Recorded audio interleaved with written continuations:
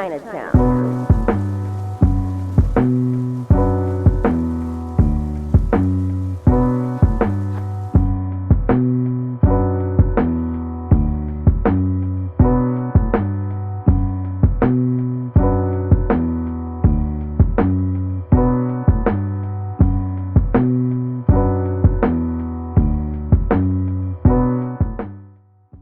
What up?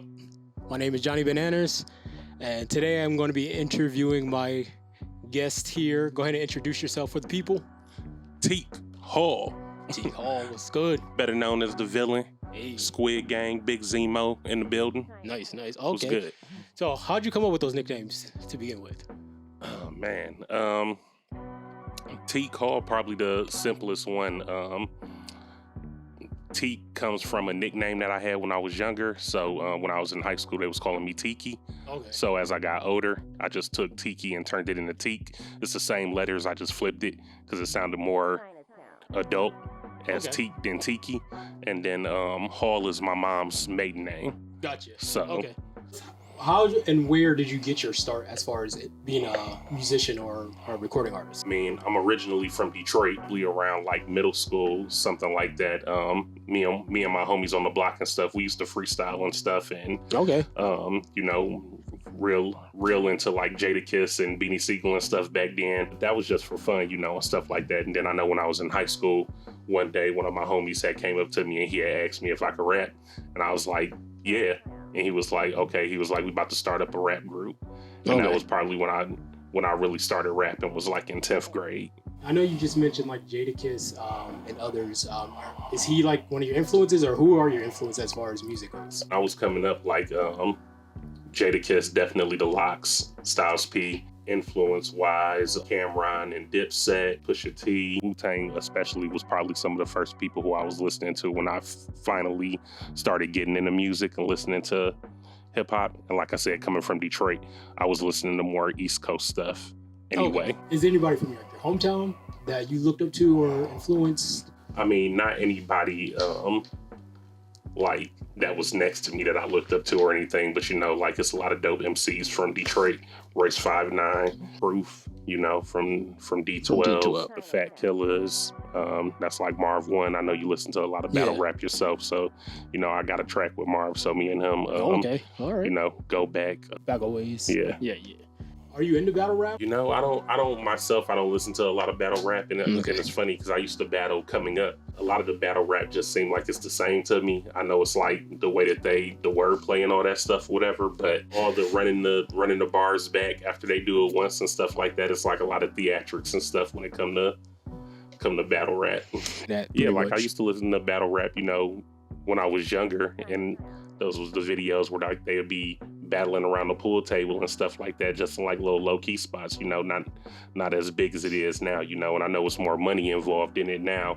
But I still feel like it's the same way where it's like battlers, they good at battling, but they're not good at making hits, songs. It ain't even got to be a hit, but you know, just it seems like complete songs they're not as good at as they are battling. I don't think in my raps personally that I use a lot of metaphors, but I know a lot of metaphors is used in battling. Yeah. It's a lot of this, like that, or, you know. Metaphors, similes. Exactly. So, I mean, that's cool when, you know, you just want to hear some dope shit or some hard shit. Who don't want to hear that? But I mean, you can't just throw on a battle and just listen to that all day. Unless you're me. That's pretty much all I listen to. Speaking of music, if you had an idea of who you would like to, like a dream collab of any artist, who would it be? I give you like 3, like Pusha T. Okay. I'd love to do something with Killer Mike, like 2 Chainz. 2 Chainz? Okay. Yeah. I don't feel like he get his credit, even though as like well off as he is. You know how some people still feel like they undervalued, you know? Yeah. And I feel like 2 Chainz is like one of those people because people think like he like funny and shit like that, and he do some funny shit or say some shit in the verse that'll catch you off guard, but he got bars though. Definitely. Hypothetically, you're the hottest artist out today. You're independent. Every label's looking at you. Everybody wants to sign you. Who would be your dream label to go to if you were going to go major? I mean, is it really many major labels now? Most is like Also artists ran, right? Yeah. So I mean, like, would it be like Def Jam, or like Warner Brothers or Atlantic? Like those are all like the big labels. They house all the smaller labels. That's true. I mean, we still have like Aftermaths. You still have the Interscope. You still have, there's Top Dog. But like you said, a lot of those are artist driven in a sense. But right. I can see. And I don't know, something about me like I don't know, I'd fuck with Rick Ross on like Maybach Music or something like that. Even though he an artist, I feel like he's more business acclimated. But a lot of artists don't be focused on the business, the brand, or building up the other artists. They be so focused on themselves because they're artists. So it's hard to gauge it, to give back when you still trying to put yourself on. Kind of look at like Ludacris and DTP and stuff like that. All right, so tell us what it would be a typical Teek approach for like an album or a project. Like, how do you go about that? How do you tackle that? How do you set that up? Usually I start with like the theme of the project first. So I already have like a list of ideas or themes that I want to do. And then I just wait until I start hearing beats that fits that vibe to me. Okay. And lately a lot of what I do is mostly like I get inspiration from like movies and films, because I've been rapping for a while now, and I feel like a lot of the stuff that has been said has already been said, So even if the rhetoric of what I'm rapping about is still the same thing that other people talk about, if I have a theme with it, then I can always be like, well, it still fits the theme, Definitely. So that's kind of what I do. I'll have like a name of a project and a theme aimed at that project, and then I'll just, start going through the folders of beats and stuff that I got and figuring out which ones fit along those lines the best. Okay, makes sense. So as far as your artwork, how do you think, or your art, I should say, how do you think that's perceived? And then how do you want it to be perceived if it's not perceived the way you think it should be? The art as far as the music? Yeah. I feel like people can perceive it any way they want to, With music being subjective, like there's music that I put out that listening to it later on, that music took on a different meaning than what it meant when I put it out, And I feel like that's just from, like I had a song called Beautiful Loss, and when my grandmother passed and I heard that song, it made me think about her, but it had nothing to do with my grandmother when I wrote the song. Gotcha. So I feel like, if you take something that I put out completely out of context, like on some fuck shit, then I'll tell you you're wrong, Yeah. But that's all I can really do is be like, yeah, that's wrong. Like that it wasn't some anti this music or something like that, Like that wasn't the mindset going into it. Exactly. Gotcha. But as long as what you're putting on my music is not dangerous, then you can think about whatever. You can be like, oh yeah, I listened to this song and it makes me think about cupcakes or some shit, and that's fine. That's what that makes you think of, Yeah. I'm not gonna crush you and be like, yeah, that wasn't what I wrote that song about. But if you try to be like, oh yeah, that song was like anti-Semitic or something, or like anti-LGBTQ or something, I'll be like, yo, that wasn't the intent of that. Don't put that off on me, Yeah. So basically everything is, you wanted to leave it open for interpretation, as long as it's not negative or... Yeah, I mean, some stuff should... Yeah. It's just, it is what it is, I feel like there are some songs that are not vague, and you know what that's talking about. When people put out a song and they talking about fucking bitches, you know what the song is about, right? You ain't gonna be like, oh man, that song made me think about my mom. Or something like that. But there are some songs where it's like just the feel or the emotion of the song, not necessarily about what the song is talking about. It's like I listen to Kid Cudi, and I might listen to Kid Cudi when I'm already in a down mood, and then when I'm listening to him, what he's rapping about or what he's going through in the song ain't what made me feel bad, but listening to somebody else who's also going through something when I'm going through something makes me feel like I'm not the only person going through it, you know? Yeah, definitely. So I feel like that's kind of the way that people would interpret music more, just of like, oh, damn, the feel of that make me feel like this, you know? Okay, I respect that. So if somebody were to write a biography about your life, what do you think the title of that would be? Oh, man, it would probably be The Villain. The Villain? The origin story? Okay. So I know you do the Matt Mania podcast, of course. Yes, what sir. other podcasts outside of that do you listen to or engage with, or do you have any favorites? Favorite podcast that I listen to? I listen to a lot of stuff that's like, I watch a lot of YouTube, and I listen to a lot of stuff that's like YouTube based. So I mean, they probably have podcasts also where you can watch it.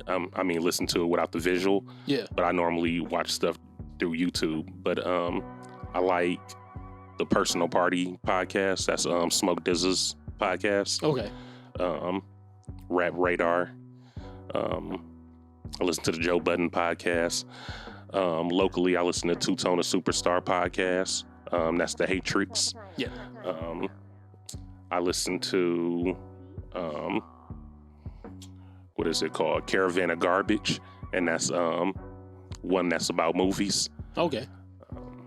Like I said, you know, a lot of times when I'm not listening to music, I'm listening to people do like think pieces and stuff, or reviews about movies. That's probably my other passion outside of music. Yeah, speaking of which, so like you said, I know movies is one of your passions. We share that same thing as far as outside of music. What is just like your go-to movie? Like if you're in a slump or you just need some entertainment, do you have like a favorite go-to movie that you go to? I don't think now I do. So, but that's funny because when I didn't have cable or something like that, and I have DVDs, I might have like a go-to movie then that I'm watching when my options are more limited. But I also feel like I had like one movie that I would put on every time to go to sleep, and that was Shaun of the Dead.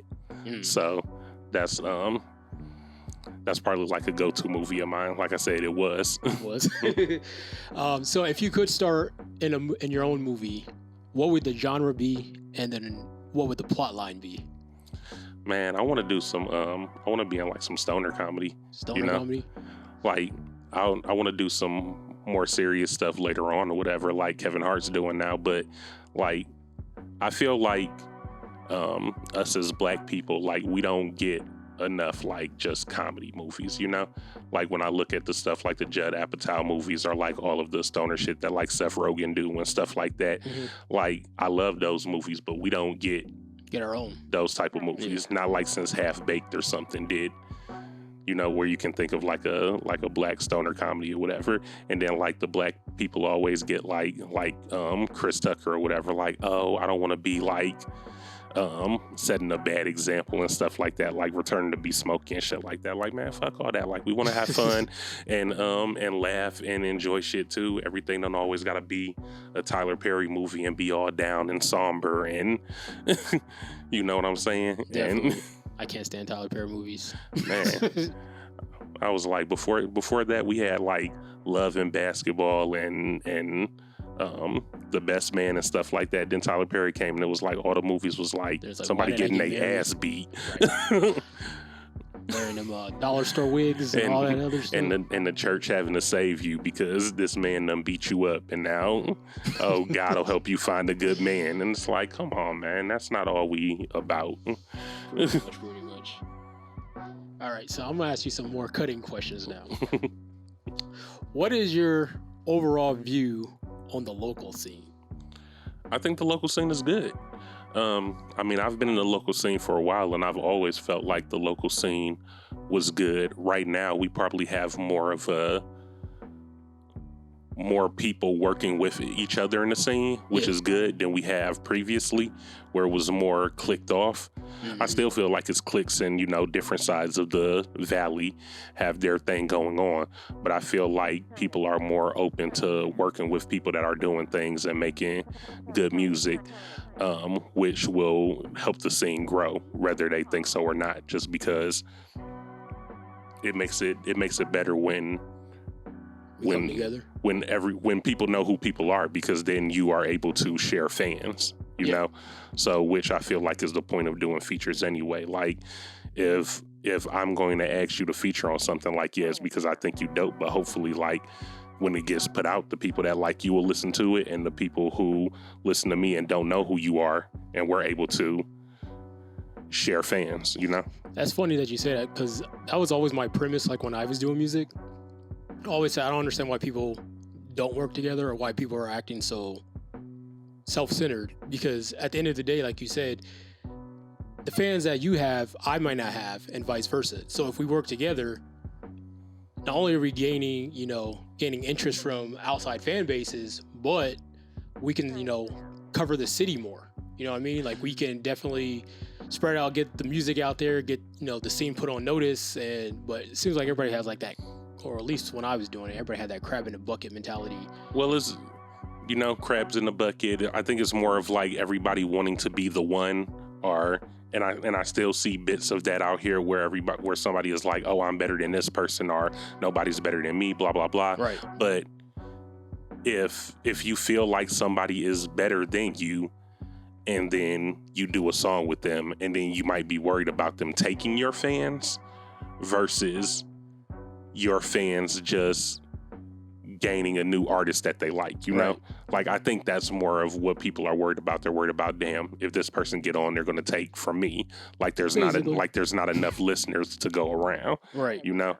And which it is, because I mean, with the internet and everything like that, you can have listeners over in Germany, or you don't have to worry about the listeners necessarily in your backyard. It's good to be known in your backyard or where you come from. That way, if people are coming to fact check or something, or be like, yo, was he popping in his city? People know about you. But at the same time, if you get 1 million plays off something and all of your plays are from out of the country, a label not gonna really care. No. as long as they're not purchased, So speaking of that, do you think there's anybody here, even friendly wise, that you consider competition? I feel like there's a lot of competition because we're the same age and we're in the same,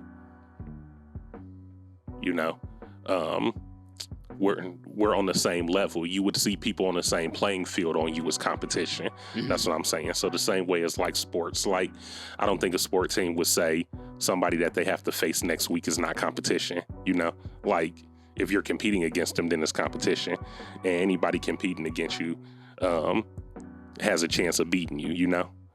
You see it all the time with like a lower seed beating a higher seed. So I feel like it would be pointless to look at people as not competition, because even the person who you might think that they're not, they might outbar you on a song. You might have a bad day, Exactly. Or you might it's always that one time. Exactly. One slip up. you might send in the feature and it come back and you be like, damn. And I know I've gotten features and stuff that like not necessarily do I feel like that they out-rapped me or whatever, but sometimes I might have a feature that I like from somebody else that's on my project that's a go-to favorite of mine, and I'd be like, oh yeah, I love listening to this song because that feature from them is dope. Gotcha. Yep. So if you had your options, it's gonna be like one of the last questions here. If you had to choose between being a tag team champion with your favorite person and being a world champion by yourself, but you can only be one in your whole career, what would it be? I don't know, man. I'd say why not? I'd say why not both? Like why can I only be one? You could be a world champion, or you could definitely be like the Legion of Doom. They enjoy being together all the time. Right. Like the New Day. Stuff like that. But then you look at they've been champions, world champions. Right, and I was also about to say, and then you look at it like Kofi.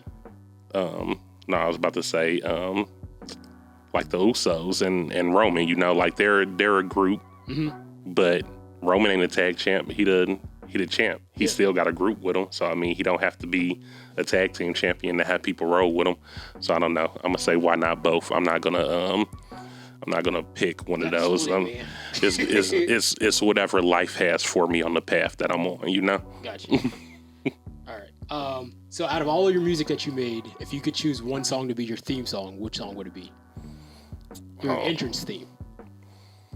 Entrance theme. I don't know. I got this song called Mr. T that I like a lot. You better say that. It's kind of old now, but it's still rocking. I still do it at all my shows, you know. And it does. Yeah, because I mean, it's one of those situations where, you know, just because you've heard a song of yours a lot, don't mean that everybody has heard it. So, you know, if it's good, you should still push it, you know. You should always push it. Yeah. And people ask for it when I be doing shows and stuff like that. I think it's expected. Especially now that, you know, with the internet era, there's always new fans, like you said earlier. So there's always people searching for new artists and stuff. So you got to keep pushing the same, even if you get tired of hearing it. I can't tell you how many times I got tired of hearing Ratchet. Like, I swear to God, I hate that song. I mean, it's funny. I was just, earlier today, I was just watching this interview with Rock Marciano, and he was talking about how he don't listen to his albums anymore after he make them. But he was saying, like, I've already heard this song 1,000 times by the time y'all have heard it. So pretty much, you know, but at that same time, I feel like people on a local level, like, they feel the same way. Like, they'll put an album out and they'll probably like talk about it or promote it for like 2 weeks or something, if that long, and then they've moved on past it or not talking about it anymore. And I know a lot of that probably has to do with like the money that people have to put into promotion, and it's like, oh well, I probably got the listens that I'm gonna get out of it, and you know, time to move on to something else. But yeah, sometimes we have to put more focus into the art that we putting out, because, you know, we are crafting art, and if we make too much of it or we move on from something that we created real fast, we're treating it like it's disposable. So we can't get mad at the people who are listening to treat it like it's disposable as well, you know? About what we do in the shadows. Hardcore match on the scaffold, ducking, dodging the gavel. In the streets, dressing tactful, boots and army fatigues. I'm the butcher, you the cattle. This beef gon' bleed till we all free, cause we still slaves if you hadn't noticed. POTUS is hocus pocus, burning this weed down, burning it till it's roaches. Trying to remain focused in this AZ heat. They telling me I'm the coldest. I bring the rap like locusts if you believe in that. I leave you leaking out the side of your starter cap. By the time they find your remains, you'll be your artifact. I'ma send into a guard of rat. My guardy snapped, I want no parts of that. Kill they ops and smoke on a party pack. That shit come back to haunt you if you in the streets. Partly rap, listen scrap. Better get out while you still can. We still got PTS of them unmarked vans. Watch your back when you in crime alley. All right, so let's get into speed round of questions. I'm just gonna ask you a bunch of random stuff. Okay. Say the first thing that come to your mind. Don't be PC at all. Let's go. You ready? Mm-hmm. All right. First question. Who are your ops? I don't have ops. The cops. Good answer. Favorite hub keywords? I don't use first off, I don't use Pornhub. I use X videos. Okay. And I don't use keywords either. I kind of like cruise through the main pages and see what's popping, you know, because they'll normally have the new stuff, even though I have certain stuff that it's going to catch my attention that I'm looking for. So, I mean, if you want to know that shit, I'm looking for like MILFs, plus size, BBW chicks, interracial. I'm looking for amateur. What do you consider preferably amount of hoes? And how many is too many? They say one good girl is worth 1,000 bitches, so I guess that's too many hoes. Way too many. When you have to start scheduling people, I guess, you know, like I've had situations where I've been double booked, you know, and it's like, or even to the fact where you're like, you tell somebody that you're busy when you're not, just because you want some free time because you got too many bitches coming through and you like, yo, I don't even feel like fucking with y'all today, or fucking in general, you know, like I want to watch some TV, you know? So the answer is one. No, I would say 3. 3? No, anything more than 3. Trios champions, I see it. Exactly. I got you. All right. You have a favorite girlfriend of all time?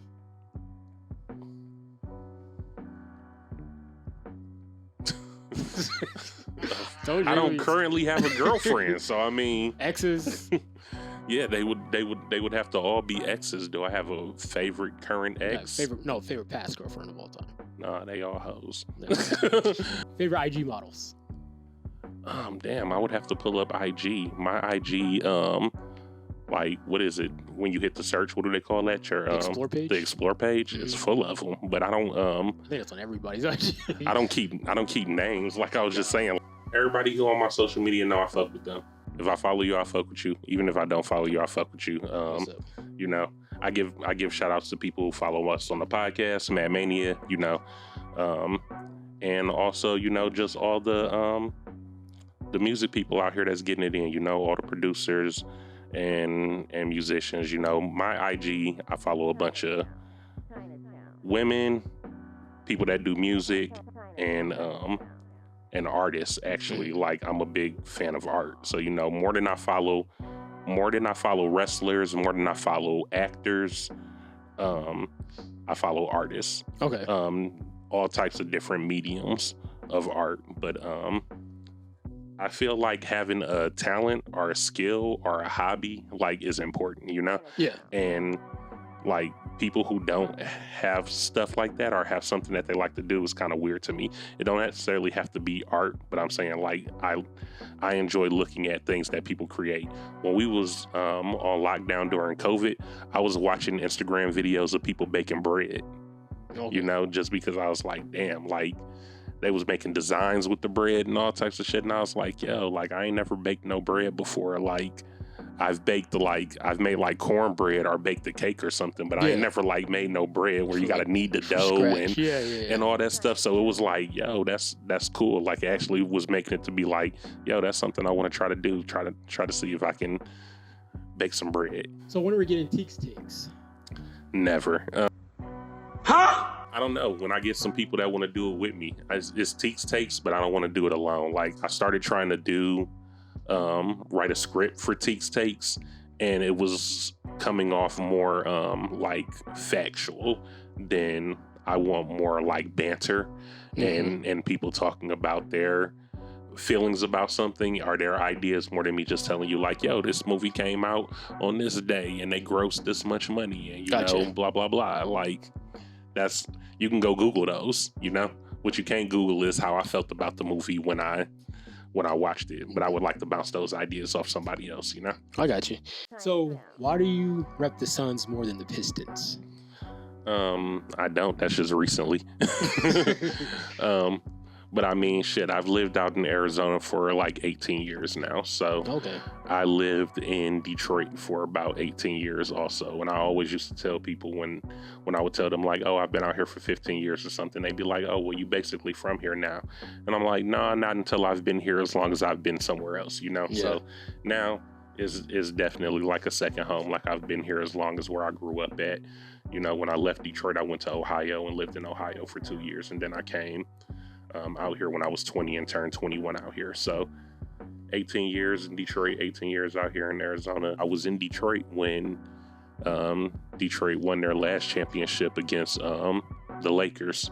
So, you know, like with Billups and Tayshaun Prince. Yeah, that I still got my Billups jersey from that. That team that they broke up when they had Rasheed Wallace, Ben Wallace. Rasheed, Ben, all Tayshaun, of them. Yeah. So Rip Hamilton. Yeah, wearing the mask. You know. Yeah, I was in Detroit when they won that. So, you know, I was out there downtown with all the craziness, you know, after they won. But I mean, yeah, now I just got two teams. So I mean, if Detroit get good, then I'll rep them too. I still got Detroit jerseys and Detroit hats. At the crib, you know. Y'all just gotta do something. Right. All right, where's your dream place to live?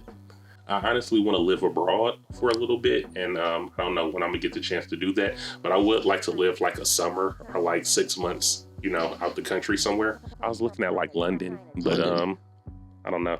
Something in my mind tells me that it's like rainy. I don't know if that's from like TV or something, but I don't want to be someplace where it's raining all the time, like Seattle or some shit. Like, I just recently was out in San Francisco and in San Diego, and like lovely weather, you know, where I can actually walk around outside, but... So before we get out of here, do you have, you know, any projects coming up? Anything you're looking forward to? Anything you want to share? It's right here. It's called Chinatown. It's fully produced by Element.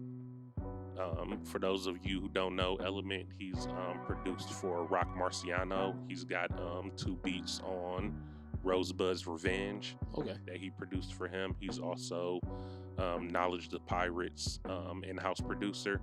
Knowledge the Pirate is a frequent collaborator of Rock Marciano. They're actually getting ready to do a project together. So yeah, me and Element linked up actually through Instagram when I was working on my last album. And yeah, me and him came together and did this Chinatown.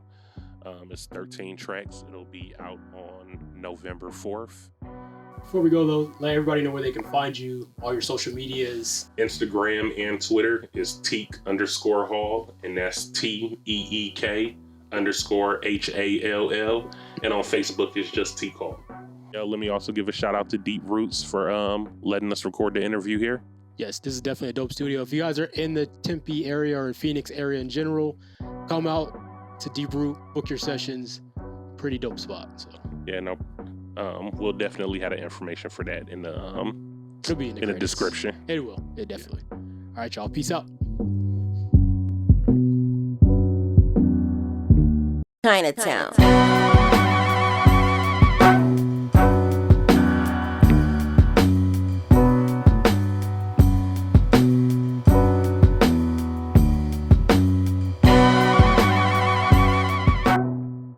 Nah, G1 to the rescue. How'd your move go, 1313. Good, bro. Swig Gang. I saw on Squid in Instagram Chicago. where you had the, where Big you had to cover Rescue. your mural up. Big Hero 5. Had to paint You know what it those is.